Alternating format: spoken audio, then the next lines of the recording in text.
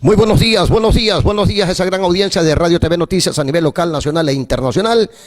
Un placer, como siempre, estar nuevamente con ustedes en este inicio de semana. Estamos día lunes 26 de agosto. Y qué importante desde esta tribuna desearles lo mejor de lo mejor, que se cumplan con todos los objetivos trazados, todo aquello que se ha planificado en beneficio tanto de todos los compatriotas como del país en general. El día de hoy vamos a tener interesantes entrevistas.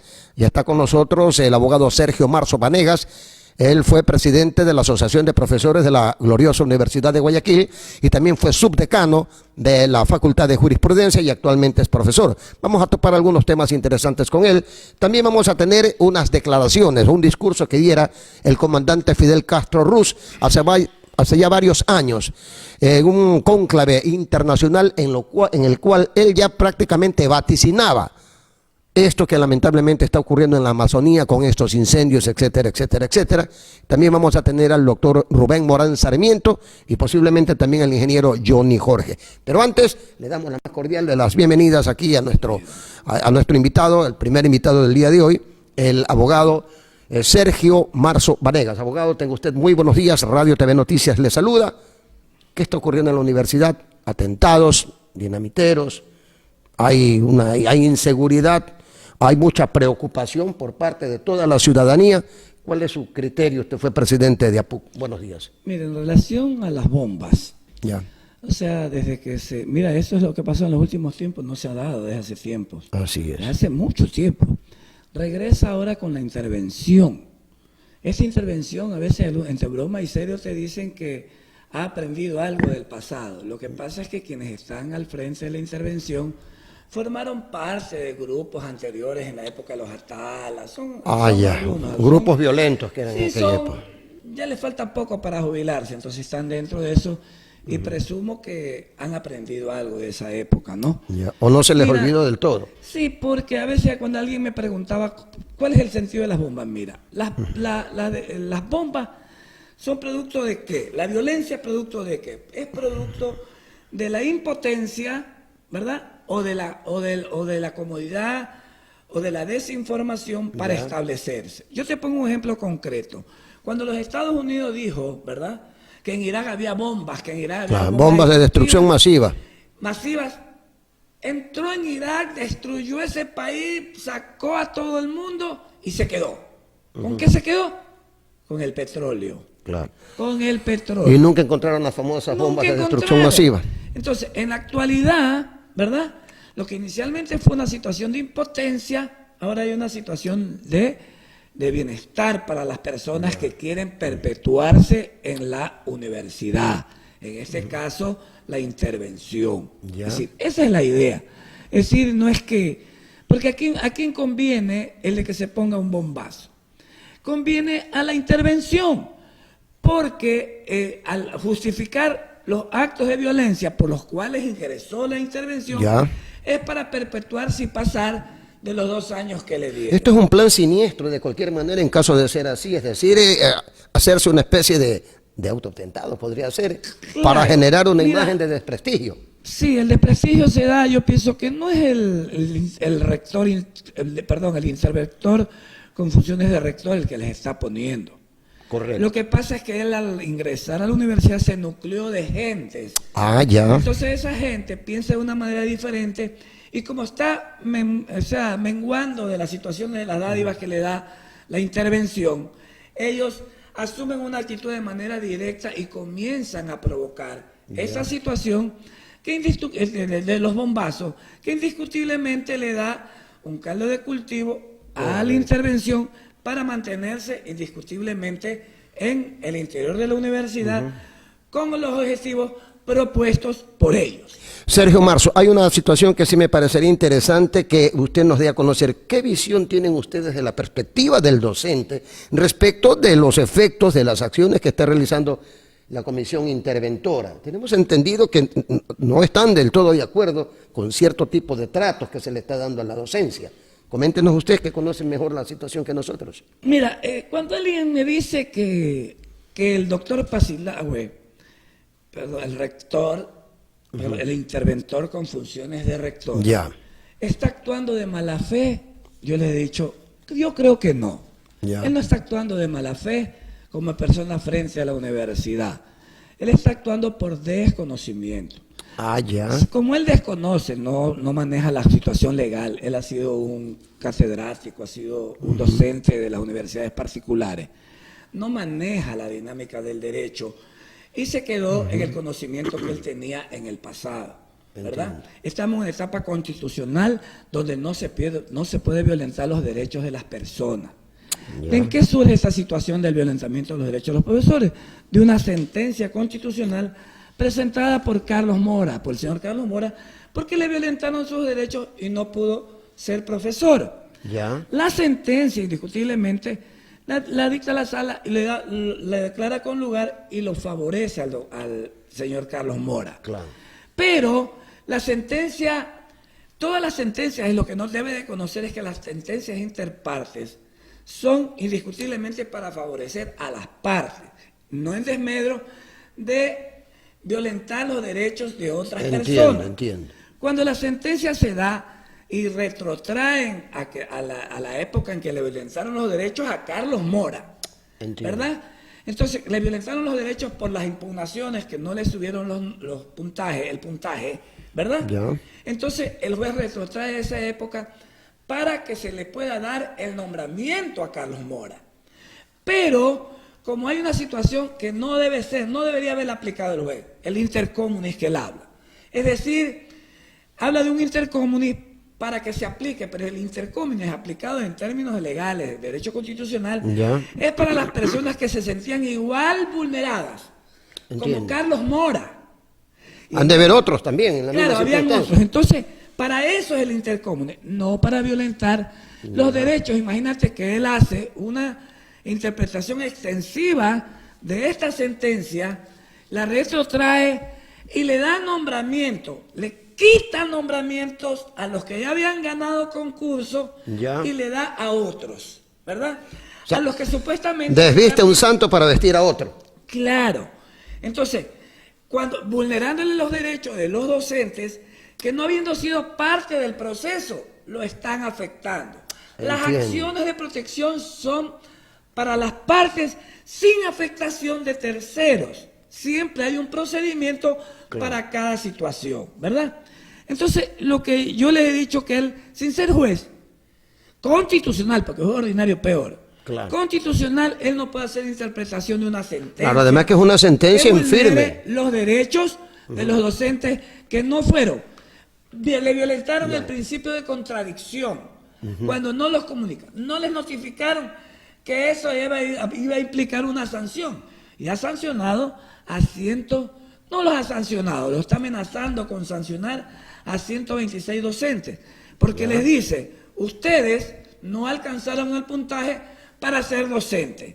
Consecuentemente, eso implica, ¿verdad?, que le va a iniciar sumarios administrativos para sacarlos, sacar a los docentes que tienen un nombramiento legalmente dado. Seguramente ha de estar de pronto, suponiendo, ¿no?, de mal asesorado, porque si es una sentencia emitida por un juez, nadie puede estar por encima de esa sentencia emitida por un juez. Eso es de acatamiento absoluto. Sí, No pero puede interpretarlo.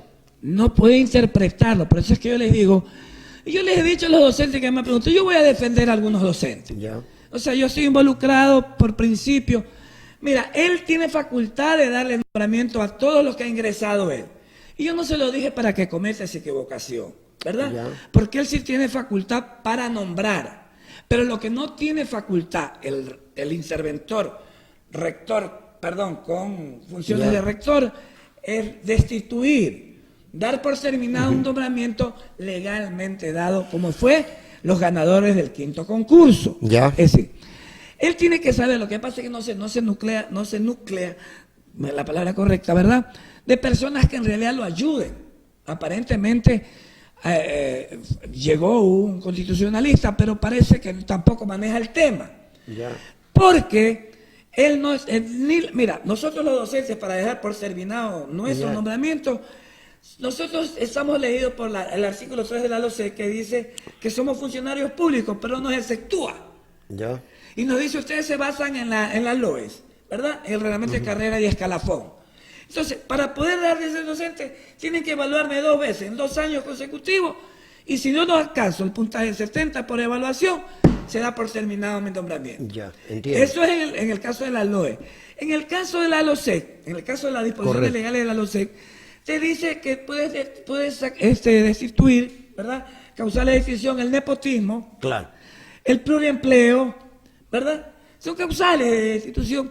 Y lo que determina el artículo 48 de la LOSEC, que son disposiciones legales, quien ha recibido coima, Correcto. quien no ha faltado a su trabajo. Esas son las disposiciones de la LOSEC que tampoco han cumplido estos docentes a los que se los quiere desvincular, ¿verdad? Muy bien. Están violentando y van a violentar. Yo les he dicho a los docentes que no se preocupen, porque él todavía está amenazando con destituirlos, ¿verdad? Mediante una acción de lesividad, que ya no la puede declarar él. Anteriormente en el artículo 11 de la LOSEC determinaba que la Contraloría y la autoridad competente puede determinar la lesividad de una acción y consecuentemente proceder a destituir. Correcto. Pero en este caso hay una sentencia, es lo que no logra entender. Por eso digo que tiene desconocimiento. Yo sí le pediría que asista a las clases que yo doy de Derecho Constitucional, para que un poco se actualicen en los conocimientos. Claro. Hay una sentencia de la Corte Constitucional, ¿verdad?, donde te dice, la sentencia 070, que expuso un señor Guzmán, y entre una de las recomendaciones lo favorecen y declaran como una ya regla para que no se complete, que ningún funcionario, ¿verdad?, que dice, puede desconocer un nombramiento bien dado de ningún funcionario porque público. está legalmente constituido ese nombramiento, o sea, Claro. tendría que incurrir en eso que usted manifiesta y es lo que nos ha tenían pasado. el procedimiento, por Claro. eso te digo que le están violentando la seguridad jurídica a los docentes, porque ese sería el procedimiento. Por último, si él considera que los nombramientos fueron mal dados, él tiene que pedirle, como en su defecto el juez le pidió a la Contraloría, Ya. que audite y determine la lesividad de los nombramientos, pues, la lesividad de los actos. Y con esa auditoría de la Contraloría, ¿verdad?, declara la lesividad del acto de los docentes que supuestamente fueron mandados y demandar a los jueces distritales de los contenciosos administrativos. Ese sería el procedimiento. Ese Bueno, sería el procedimiento. Es decir, él no puede, sino mediante, ¿verdad?, una demanda de él ante lo contencioso administrativo. palabras de Sergio Marzo Vanegas, ex presidente de la Asociación de Profesores de la Universidad de Guayaquil, exponiendo sus criterios jurídicos respecto de todos estos procesos que se están dando en la universidad. Y obviamente señaló algo muy preocupante. Parece ser de que el señor titular, digamos, de la comisión interventora estaría mal asesorado, y eso es lo que le está conllevando a cometer una serie de errores de las cuales tendrá que en algún momento que responder, porque para eso están las leyes, ¿no? Tendrá que responder. O sea, mira, anteriormente teníamos un buen amigo que mira cómo está, ¿no? Tenía todo, Contraloría, Procuraduría, todo, pero cuando cambian las condiciones, el rector interventor está cometiendo un sinnúmero de barbaridades. Ha nombrado decanos sin maestría, ha nombrado directores de escuelas sin tiempo. Y toda esa responsabilidad, lo que no conoce, que son responsabilidades administrativas causales de destitución. Ay, ay, ay. Y lo que pasa es que no se las aplican porque todavía se maneja en el poder, ¿no? Y se dio, imagínate, te digo que por desconocimiento, cuando un juez falló sobre una situación planteó unas medidas cautelares, él fue a quejarse al Consejo de la Judicatura por la mala actuación del juez. Por favor, yo en Derecho Constitucional le digo, no tiene la competencia. Cuando un juez ordinario actúa como juez constitucional, el único competente es la Corte Constitucional, no el Consejo de la Judicatura. Es como que yo me vaya a pedirle a un juez de lo penal porque mi mujer me agredió, me voy a divorciar por las agresiones y voy al juez de lo penal para que me divorcie. Desconocimiento total de la disposición. Lamentable lo que está ocurriendo con la Universidad de Guayaquil. Bueno, Sergio, habrá otro momento, digamos, para ampliar. Mira, por favor, lo más breve posible por cuestiones de tiempo. También. Solo una situación, se están persiguiendo a los docentes. Ya. A mí me han iniciado un expediente, yo me les muero de la risa, ¿no? Queriéndome investigar mis maestrías. Al investigar mi maestría, yo me le río porque yo hice la maestría, por ejemplo, con la alcaldesa, Ya. con Franklin Moreno. Ya. En el caso de la especialidad, la hice con el doctor Roberto Gómez, con el Roberto doctor Gómez Mera. Mena, Ya. con el ex decano de la Católica. Y al quererme desconocer y el título de magíster con el vicedecano y como 5 profesores de la facultad.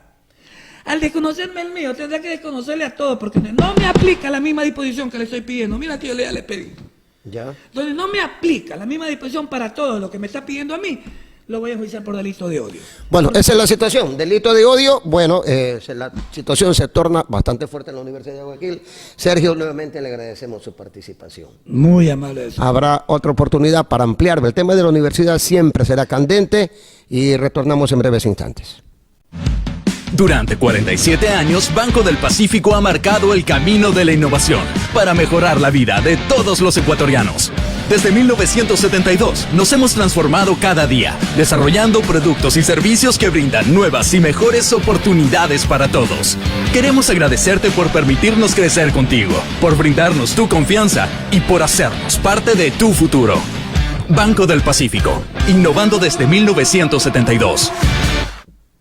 Bien, ya estamos de vuelta y es necesario retornar con este criterio, con este concepto. La problemática universitaria siempre ha sido candente y es obvio que es un tema que no se lo puede resumir en 5 o 10 minutos de entrevista, y a petición obviamente del abogado Sergio Marzo Vanegas, pide de nuevo la palabra. ¿Qué es lo que está ocurriendo? O sea, hay una especie de persecución a los profesores, hay no una tendencia, quizá una política directa en función de desprestigiar tal vez a la universidad y beneficiar a otro sector.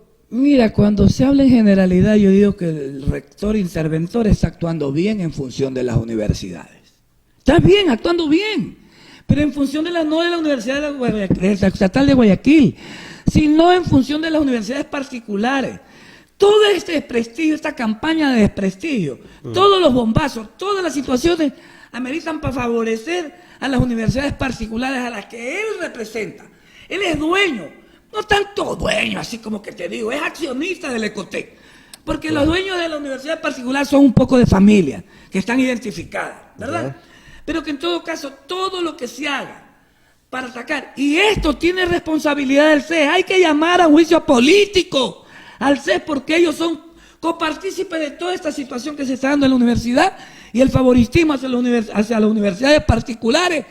¿Por qué? Porque ellos tienen una comisión de seguimiento a la intervención y no han dicho nada, ni han dicho nada por la violación que hicieron, que no son parte de mi criterio. Violentaron los derechos de los ex vicerrectores, están violentando los derechos de los docentes, están persiguiendo, sancionaron al presidente de la FEUE, van a sancionar, porque va a sancionar, lo quiere sancionar a Jorge Ortega, que puede ser todo, pero Jorge Ortega es una personalidad honorable y honesta que es conocida en la universidad.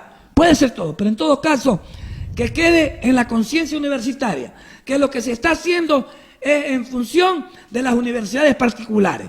Puede venir cualquier interventor, menos alguien que represente a las universidades particulares. Bien, palabras de Sergio Marzo, simple y sencillamente contundentes las declaraciones, candentes por decirlo menos al analizar la problemática universitaria. Pero ya volvemos también nuevamente con un tema muy interesante y es una entrevista que se le logró hacer al doctor Rubén Morán Sarmiento, él es miembro del comité o del grupo que apoya al comité que va a evaluar a los jueces de la Corte Nacional de Justicia. Con ese tema retornamos en breves instantes con la entrevista al doctor Rubén Morán Sarmiento. Y bueno, señores, continúa el partido, avanza por el centro, vete el pelotazo largo por la banda, qué peligro, se viene el centro, cabezazo y $10 Con la nueva app, Mi Ahorro Cuenta de Banco del Pacífico, ahorras festejando cada gol de tu equipo, porque tú eliges cómo y cuánto ahorrar, haciendo lo que más te gusta y sin darte cuenta. Mi Ahorro Cuenta de Banco del Pacífico, ahorra siendo tú. A toda esa audiencia de Radio TV Noticias a nivel local, nacional e internacional, nuevamente con ustedes, un verdadero placer darles a conocer situaciones que acontecen en nuestro país, y en estos momentos nos acompaña nada más y nada menos que el doctor Rubén Morán Sarmiento, miembro del Comité Evaluador de los Jueces de la Corte Nacional de Justicia. Con él vamos a topar un tema que ha sido ya recurrente en las últimas semanas y es lo que acontece con la administración de justicia en este país. Doctor, tenga usted muy buenas tardes. Radio TV Noticias le saluda. Usted tiene una larga trayectoria como jurista y por ende conoce a profundidad la problemática de los operadores de justicia. ¿Cómo se puede explicar que se pueda combatir la violencia, la delincuencia, tantas cosas horrendas que ocurren en nuestra sociedad cuando la Policía Nacional, por un lado, hace su labor, pese a las limitaciones, etcétera, etcétera, etcétera, hace su labor investigativa, logra capturar a delincuentes, bandas organizadas y resulta que los entregan a la justicia y al otro día o al segundo día ya están afuera y están en circulación estos elementos, muchos de ellos que forman parte de bandas bien organizadas, están otra vez en circulación y algunos con detenciones previas de 11 veces, 14 veces, 15 y hasta 30 veces. ¿Cuál es la apreciación que tiene usted sobre esta situación, desde su prisma, desde lo que usted conoce? Buenas tardes. En primer lugar, quiero aclararle que el comité es de apoyo a la evaluación. Entiendo, perdón. Sí. Ahora, en esa tarea compleja, de enorme trascendencia, por supuesto que se involucran todos los estamentos del quehacer judicial del país. Y lo que usted me señala no es otra cosa que una demostración más de la crisis que vive el quehacer judicial.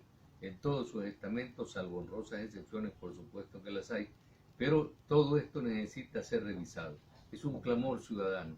Efectivamente, en el ámbito penal, yo diría, donde la situación es más angustiosa, porque está de por medio la inseguridad que vive ya, creando una zozobra general colectiva, una psicosis colectiva social de lo que pasa y de lo que nadie atiende ni entiende. Porque ¿cómo es posible? Lo que usted señala es cierto y no es la primera vez.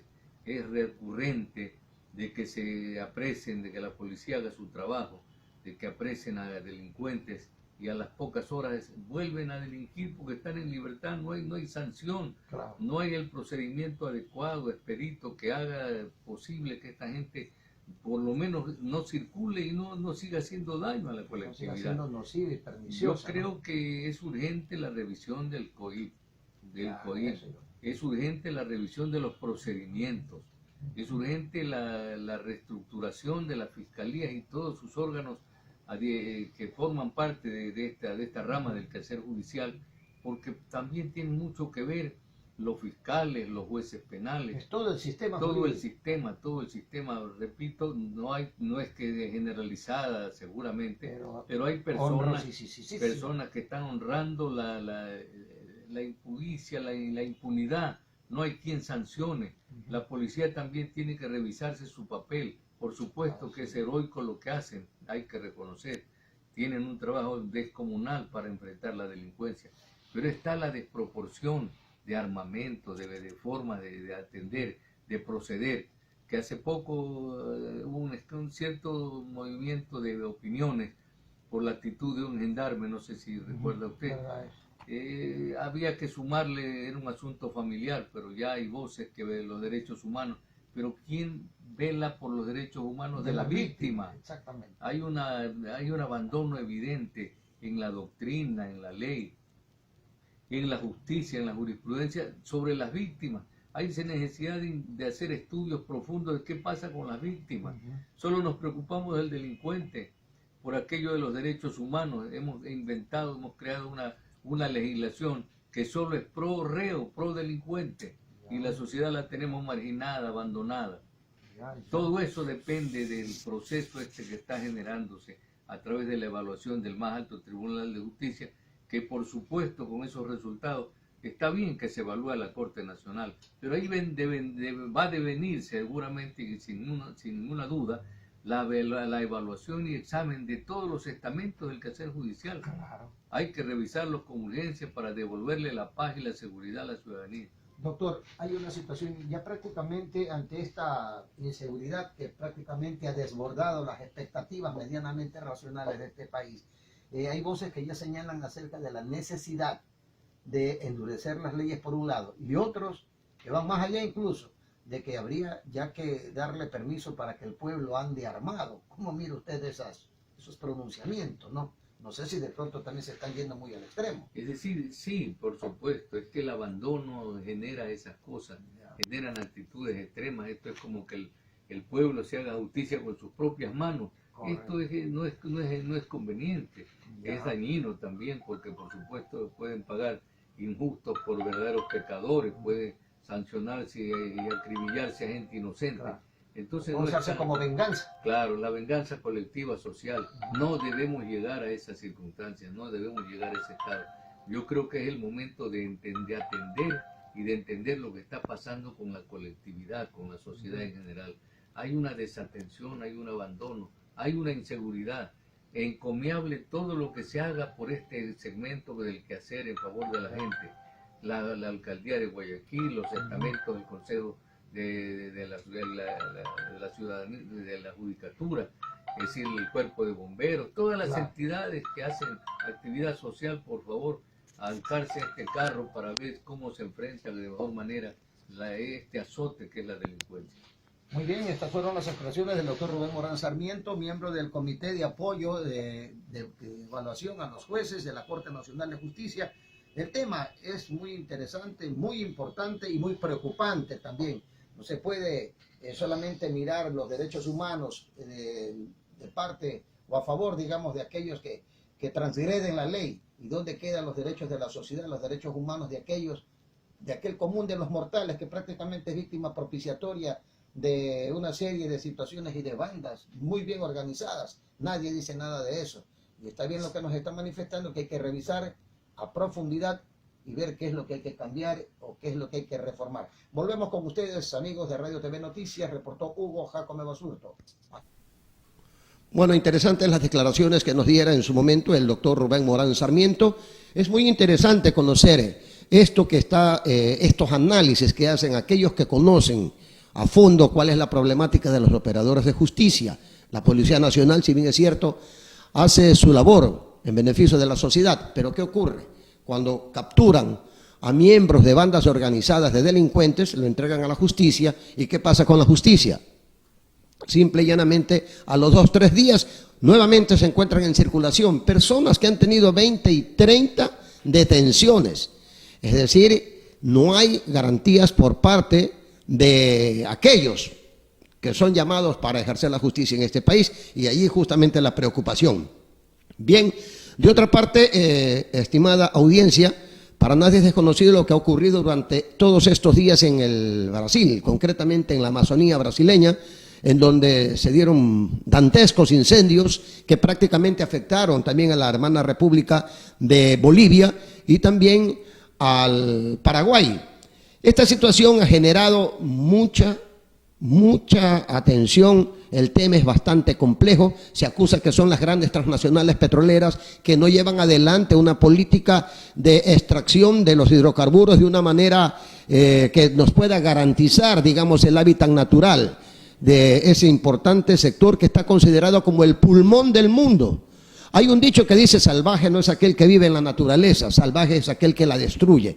¿Y qué situación podríamos señalarlo paradójico? Que aquellos que están destruyendo la Amazonía son aquellos que se dicen que pertenecen a un mundo civilizado, entre comillas. Esto es un absurdo desde todo punto de vista. Y a propósito de esta temática, no es la primera vez que ya han habido pronunciamientos en torno a esto. El mismísimo comandante Fidel Castro Ruz, líder de la Revolución Cubana, en una cumbre de primerísimo nivel como son las Naciones Unidas, expresó sus criterios respecto de los peligros que acontecía con la Amazonía de América Latina. Adelante con el video. Vossa Excelência tem a palavra. Señor presidente de Brasil, Fernando Collor de Mello. Señor secretario general de Naciones Unidas, Boutros Ghali. Excelencias, una importante especie biológica está en riesgo de desaparecer por la rápida y progresiva liquidación de sus condiciones naturales de vida, el hombre. Ahora tomamos conciencia de este problema cuando casi es tarde para impedirlo. Es necesario señalar que las sociedades de consumo son las responsables fundamentales de la atroz destrucción del medio ambiente. Ellas nacieron de las antiguas metrópolis coloniales y de políticas imperiales que a su vez engendraron el atraso y la pobreza que hoy azotan a la inmensa mayoría de la humanidad. Con solo el 20% de la población mundial, ellas consumen las 2/3 partes de los metales y las 3/4 partes de la energía que se produce en el mundo. Han envenenado los mares y ríos, han contaminado el aire, han debilitado y perforado la capa de ozono, han saturado la atmósfera de gases que alteran las condiciones climáticas, con efectos catastróficos que ya empezamos a padecer. Los bosques desaparecen, los desiertos se extienden, miles de millones de toneladas de tierra fértil van a parar cada año al mar. Numerosas especies se extinguen. La presión poblacional y la pobreza conducen a esfuerzos desesperados para sobrevivir aún a costa de la naturaleza. No es posible culpar de esto a los países del tercer mundo, colonias ayer, naciones explotadas y saqueadas hoy por un orden económico mundial injusto. La solución no puede ser impedir el desarrollo a los que más lo necesitan. Lo real es que todo lo que contribuya hoy al subdesarrollo y la pobreza constituye una violación flagrante de la ecología. Decenas de millones de hombres, mujeres y niños mueren cada año en el tercer mundo a consecuencia de esto, más que en cada una de las 2 guerras mundiales. El intercambio desigual, el proteccionismo y la deuda externa agreden la ecología y propician la destrucción del medio ambiente. Si se quiere salvar a la humanidad de esa autodestrucción, hay que distribuir mejor las riquezas y las tecnologías disponibles en el planeta. Menos lujo y menos despilfarro en unos pocos países para que haya menos pobreza y menos hambre en gran parte de la tierra. No más transferencias al tercer mundo de estilos de vida y hábitos de consumo que arruinan el medio ambiente. Hágase más racional la vida humana. Aplíquese un orden económico internacional justo. Utilícese toda la ciencia necesaria para el desarrollo sostenido sin contaminación. Páguese la deuda ecológica y no la deuda externa. Desaparezca el hambre y no el hombre.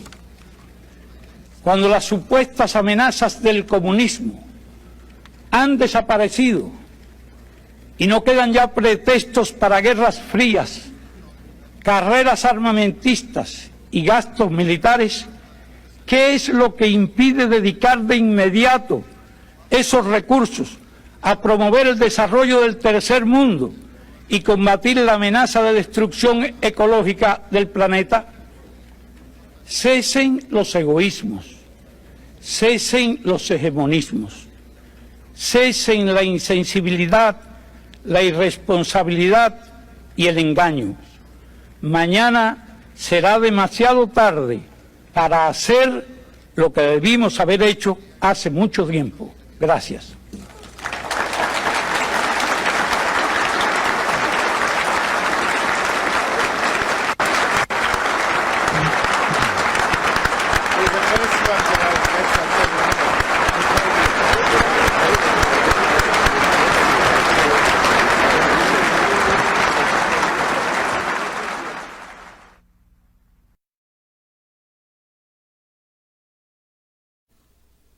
Vean lo que habíamos manifestado, el comandante Fidel Castro no pudo haber sido más claro, más explícito, más concreto, más objetivo, más transparente que en estas declaraciones que él diera hace ya varios años atrás, advirtiéndonos de lo que iba a ocurrir con la Amazonía de esta gran América morena, de esta gran América indolatina. Y de igual manera, no es solamente contra la naturaleza en sí, sino también con una serie de pueblos y grupos humanos no contactados. Tal es así que incluso tenemos unas declaraciones de un líder indígena brasileño quien denuncia de manera pública persecuciones, desplazamientos, marginación y hasta asesinatos. Aquí su expresión ante el mundo entero. Mejor testigo que este no puede haber. Adelante. A população do mundo é 5% da população. Nós, povos indígenas, protegemos 82% da biodiversidade do mundo. Falam que é muita terra para pouco índio, mas é pouco índio protegendo a vida para o mundo inteiro sobreviver. Nós, povos indígenas, estamos sendo perseguidos, estamos sendo assassinados e mortos. Nós estamos lutando pela vida. O homem mais poderoso do mundo, no meio da floresta, sem nada, ele não vai ter sobrevivência. O poder da vida está na natureza. Salve o planeta! Salve a terra! Não ao genocídio dos povos indígenas! Vamos lutar pela sobrevivência das futuras gerações!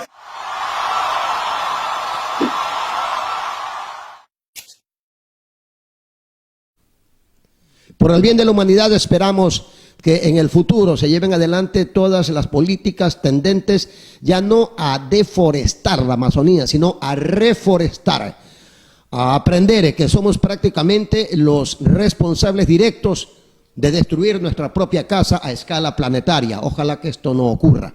Con estos datos y lamentable la información que estamos dando, por cierto, tenemos que despedirnos y será hasta el día de mañana martes. Se despide su amigo y servidor Hugo Ricardo Jacome Basurto y les comunico que no pudo venir nuestra amiga Laurita Franco Veloz, tuvo que ir al IES con su señor padre y tampoco estuvo la señorita Carla Jacome Rosero, quien se encuentra realizando unos trámites en el registro civil. Se despide su amigo y servidor Hugo Ricardo Jacome Basurto, será hasta el día de mañana. Buenos días.